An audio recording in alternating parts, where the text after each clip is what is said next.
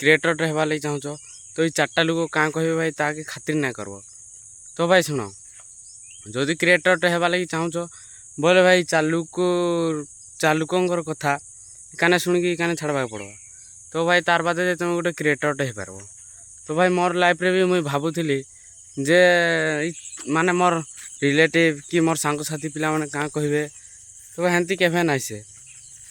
तो भाई मुझा चैलेंज देउछन जे 30 दिन तो भाई लगातार कंटिन्यू वीडियो करबी।